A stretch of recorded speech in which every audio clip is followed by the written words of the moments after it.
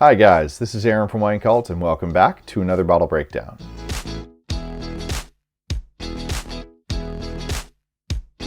Today we're talking about the Pavette 2022 Pinot Noir. But before we get into it, make sure to hit the like button and subscribe to the channel. Now, this is 100% Pinot Noir from both the north and central coast of California. The grapes here went through primary fermentation in open top tanks with just a little bit of stem inclusion, which I'll be talking about later. Malolactic fermentation, as well as aging in a combination of stainless steel, about 80%, and 20% neutral French oak barrels for 10 months then followed.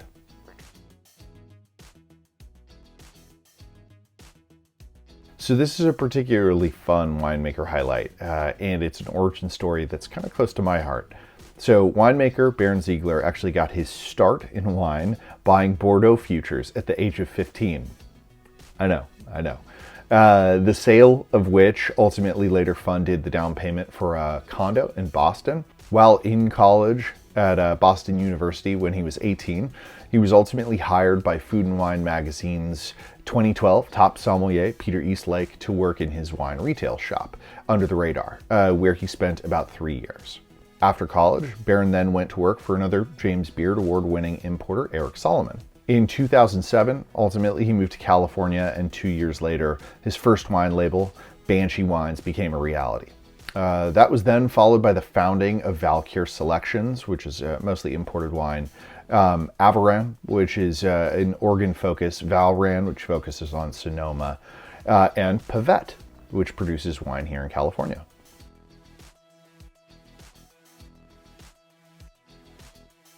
Pavette roughly translates to little peacock, coming from the Galician Spanish root of pavon, meaning peacock, and et, for little.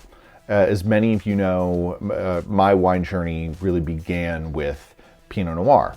That's where I've developed most of my taste, to be honest. So I also have a deep appreciation for the many intricacies and nuances that winemakers can apply to the production of Pinot Noir. With this one, I want to talk a little bit about the impact of stem inclusion. So Pinot is a very delicate grape with very little tannic structure naturally on its own. When a winemaker chooses to do whole cluster pressing or stem inclusion, what they're really seeking to do is help the wine develop more structure and more persistent mouthfeel.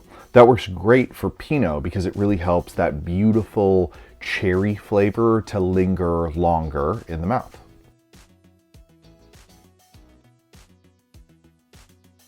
Pure Pinot Noir here, just bursting with ripe red fruits and subtle savory spice or tea notes. Cherry, raspberry, cranberry flavors just make this completely quaffable. For more bottle breakdowns and other great wine content, don't forget to subscribe. I'm Aaron from WINECULT, and I'll see you next time.